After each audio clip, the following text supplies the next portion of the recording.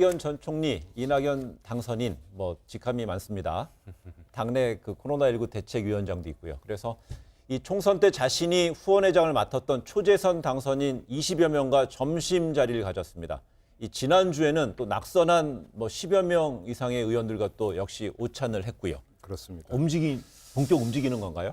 그 결론부터 말씀을 드리면 반반인 것 같습니다. 뭐 치킨만 반반은 아니고 네. 행보도 반반인 것 같은데 한 발짝만 지금 걸치고 한 발은 다른 쪽에 놓는 이런 지금 형국 아닌가 싶은 생각이 좀 드는데요. 그 이해찬 대표가 시스템대로 간다, 비대위는 없다라고 선을 그은 게 11일이거든요. 네. 그리고 이제 오늘 그 당선자들과의 오찬 모임을 통보를 한 게 12일이니까 이것만 놓고 보면 비대위로 이제 자신을 추대할 걸 기다리다가 이게 물 건너가는 걸 보고 이러면 이제 당권 이제 경선으로 가니까 지금부터 빨리 움직이자. 이렇게 이제 행보를 그은 것으로 해석할 여지가 충분히 있어요. 근데 문제는 여기서 걸리는 건 조금 전에 지금 그 질문 주신 대로 이미 지난주에 낙선자들하고는 또 이미 네. 모임을 가졌다라는 것.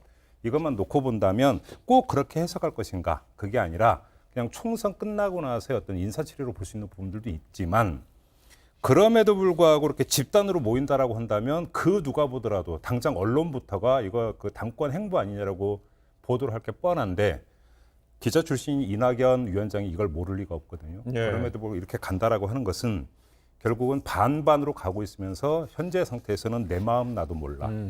딱 이 상태로 좀 정리를 하는 게 가장 맞지 않을까 싶은 생각이 좀 듭니다. 저도 기자 출신인데 모르는 게 많습니다. 짧게 했지만 기자를. 이낙연 당선인은 지금 행복한 고민이에요. 사실 보면. 그렇죠. 누가 봐도 강력한 대권 후보인데 이 당권을 도전하게 되면은 그런 딜레마는 있습니다. 잘해서 이제 당권을 잡을 수도 있지만 당권 경쟁 그 과정에서 자신에 대한 강력한 지지자들은 이제 더 강력한 지지자가 되는 것이고 본의 아니게 반대자들도 많이 생겨요. 네. 당권 경쟁이기 때문에 그런 면에서 지금 탄탄대로인 대권 가도에 이 싱크홀이 생길 수도 있다. 당권 경쟁을 하는 과정에서 말이죠. 그런 위험성이 있기 때문에 굉장히 신중할 것이다. 그리고 이 당권 도전에 나설 사람들 중에는 586 운동권 출신 정치인들이 또 많지 않습니까? 586 운동권 출신들의 어떤 전략 만만치 않겠죠. 네. 이런 상황에서 이낙연 당선인이 또 친문의 지지를 얻고 당권을 잡는 것이 생각처럼 순조롭지 않을 수가 있습니다.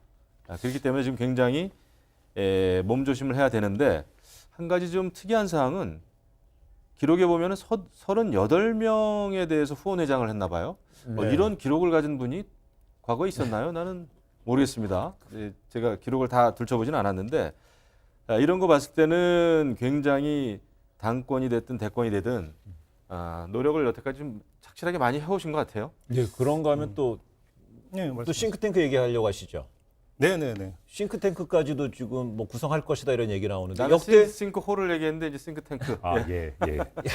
네.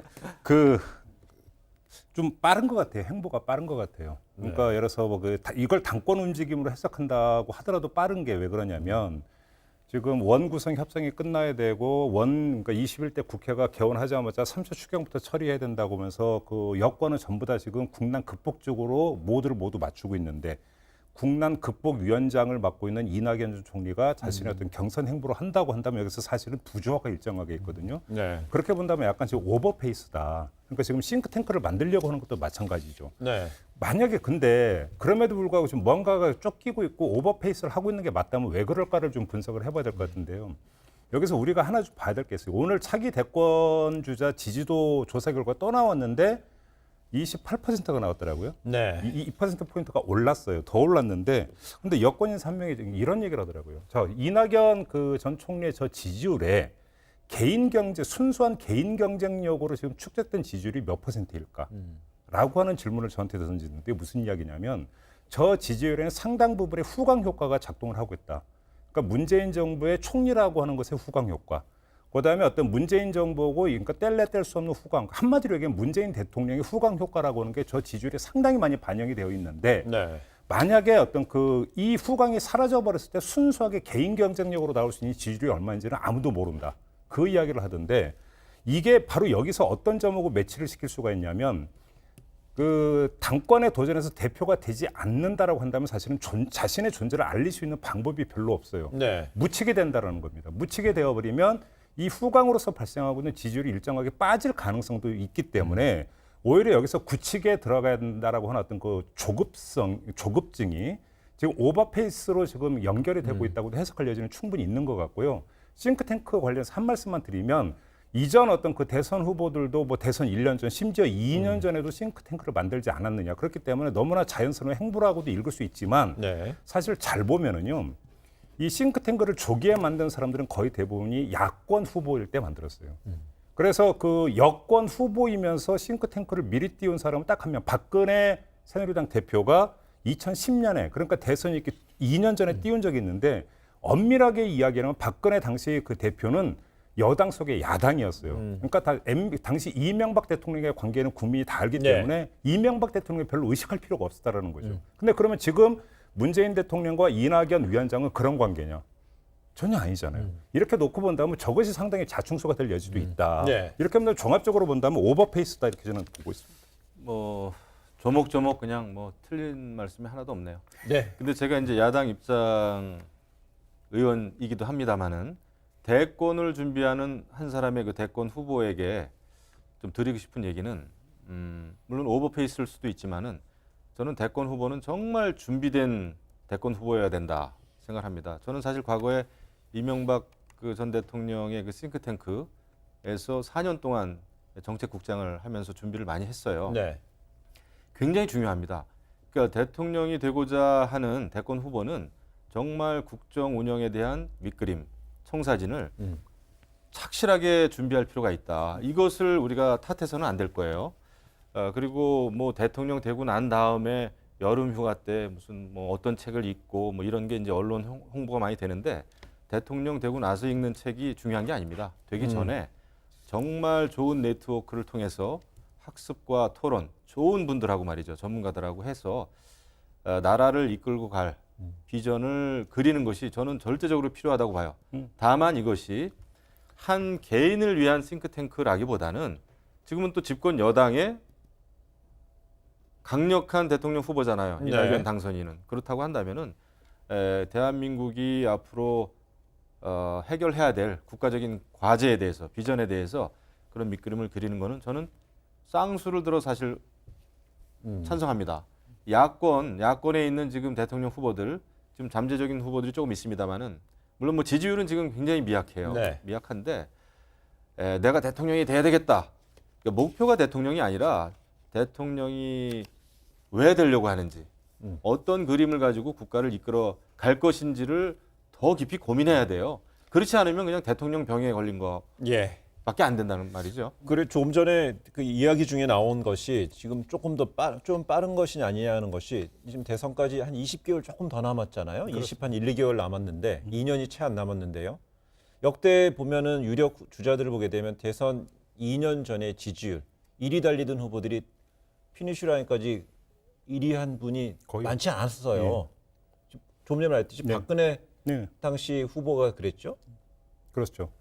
그러니까 이게 제가 그 싱크탱크 부분을 그 말씀을 드린 게 아니 공부는 그 매일 해야죠. 죽을 때까지 매일 해야 되는 게 공부라고 이제 다들 그렇게 이야기를 하니까. 근데 문제는 조용히 공부하는 게 아니라 왜 이렇게 요란하게 공부를 해야 되느냐의 문제가 하나가 있고 두 번째는 이 싱크탱크라고 하는 것은 뭐냐면 발표를 해서 국민적 공감을 얻는 과정이 있어야만 이제 이게 어떤 네. 대권 후보로서 어떤 행보가 되는 것인데 문제는 제가 조금 전에 야권에서 공부 모임, 그러니까 저기 싱크탱크를 띄우는 거고 여권에서 띄우는 게 차원이 다르다는 얘기가 무슨 이야기냐면 그것이 지금 정부 정책 방향이나 국정 기조하고 다를 바가 없는 거라면 띄워봤자 그거는 묻혀요.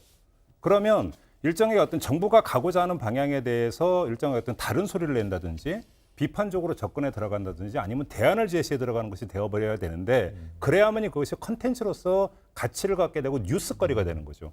그래야 이제 그것이 어떤 존재감을 올리는 하나의 방법이 될 수 있는데 네. 문제는 그러면 그럴수록 현직 대통령은 각을 세우는 모습으로 간다라는 거예요. 결과적으로 다시 말해서 차별화라고 하는 모습으로 결국은 언론은 묘사를 할 것이고 정치권에서 입방아를 찌를 거라는 겁니다. 그런데 지금 문재인 대통령과 이낙연 전 총리의 관계가 그런 관계냐라고 하는 거예요. 제 얘기. 오버페이스라고 하는 이야기가 본인 스스로가 지금 문재인 대통령의 후광을 최대화로 받고 있는 존재인데 지금 이렇게 행보를 놓아버리면 그것이 어찌 보면 자신의 존재 기반을 스스로 약화시키는 결과를 빚을 수 있다. 물론 이낙연 전 총리가 저는 그렇게 아마추어식으로 할 거라고는 생각하지 않아요. 네. 그럼에도 불구하고 이렇게 간다라고 하는 것은 결국은 만약에 내가 여기서 지금 당권을 잡지 못하고 뭔가 계속 어떤 노출을 시키지 않으면 이전 총리, 그러니까 한때 대망론으로 갔다가 낙마했던 이전 총리와 똑같은 길을 걸을지 모른다라는 우려.